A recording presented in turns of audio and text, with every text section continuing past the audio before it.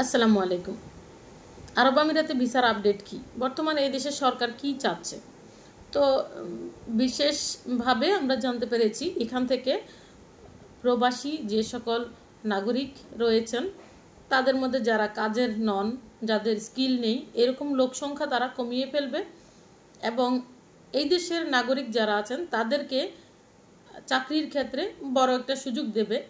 Maybe এরকম করবে যে 60% এই দেশের আমিরাতিরা বিভিন্ন বেসরকারি কোম্পানিতে কাজ করবে এবং যারা প্রবাসী রয়েছে তারা হয়তো 40%-এ চলে আসতে পারে।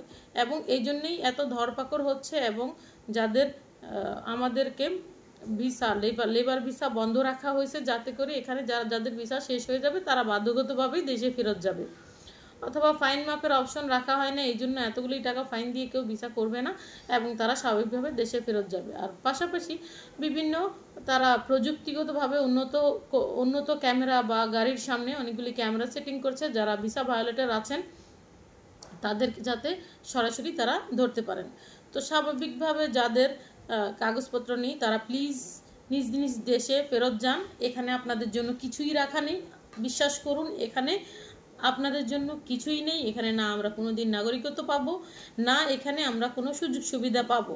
তো যারা এই দেশে আসবেন তারাই আসবেন যাদের ডিগ্রি এবং মাস্টার্সের সার্টিফিকেট রয়েছে এবং এই দেশ থেকে মুভ করে যারা অন্য কোনো ইউরোপ, আমেরিকা, কানাডা, অস্ট্রেলিয়া যে কোনো জায়গায় বাইরের জায়গায় সেটেল হতে চাচ্ছেন, খুব সহজে যেতে চাচ্ছেন, শুধুমাত্র তারাই এই দেশে আসবেন।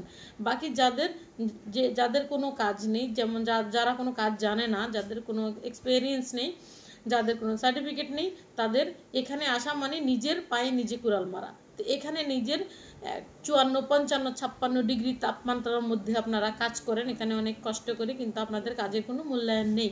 তো আপনারা সারা জীবন লেবারই থেকে যাবেন, আপনারা আর উপরের দিকে উঠতে পারবেন না।